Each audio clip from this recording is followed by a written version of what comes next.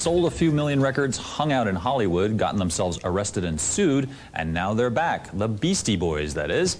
Rap's funniest and funkiest white act has a new production team, a new label, and a new album on the way called Paul's Boutique that proves they haven't been slacking off in the 3 years since their multi-platinum debut LP, Licensed to Ill.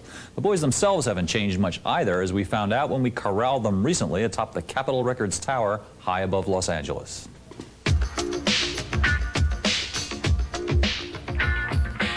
I myself am living large.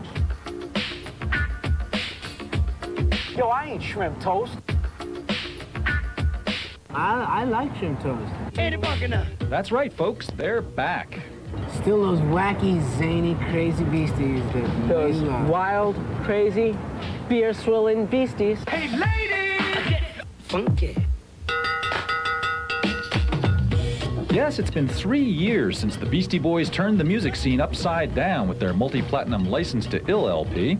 So what have they been doing since then? It's been a long time, since the Beastie Boys have emerged from the studio. Like the Beatles went in, they made a record, and then they emerged from the studio. We went in, it was a long time before we emerged. And Alice Cooper went in one time. A lot of people think we're fresh off the block, but the group has paid a lot of dues. We feel like we've been doing this for a long time. We paid a lot of dues paying going on. I really love to do your hair sometime. Okay, so the Beasties have finally emerged, and the result of all their dues paying is a record called Paul's Boutique. I'll say right now, for the record, none of us ever had to work in any boutique anywhere, ever. And what sets this new record apart? This one folds out a lot more. The first one folded out a couple of times. This one folds out a lot more. Paul's Boutique is filled with fresh new samples. We're just making music like anyone else. But what really stands out in the group's new video, Hey Ladies, is the new Beastie look, one they've been cultivating since 1986. This is the new look for the Beastie Boys. I think we're talking about trying to bring the Superfly look back in for Christmas of '86. We're talking about double-breasted coats down to the ankles, wide lapels, fur, perhaps leather. Big mink hats. Kind of look like the 1972 Knicks on the road, kinda. At a record launching party last week, the band unfurled a very timely flag of its own. Nice flag. And as with any Beastie Boys interview, the talk soon turned to politics and the Supreme Court decision regarding flag desecration. We wanted to do something with our own flag and create our own thing, and we put it up, and I don't think there's really anything wrong with that. The guy from Gucci said if you burned a Gucci, then you'd be in jail.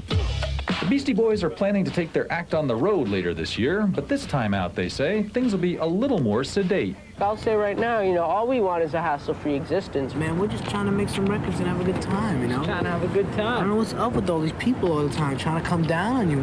Hey, ladies! Paul's Boutique will be out on July 25th, complete with a cover that folds out to be 4 feet long. And the Beastie Boys will be supporting the LP with a tour which is supposed to kick off in late August. Meanwhile, the Beastie Boys' old label, Def Jam, from which they had a less than amicable split, is threatening to release its own new Beasties LP called White House, a collection of old Beasties raps set to new music. No release date has been set, though. We'll keep you posted. That's the news for now. Stay tuned for more music on MTV. MTV News. You hear it first. I'm Mike D. And I'm MCA. And I'm the King and Rock.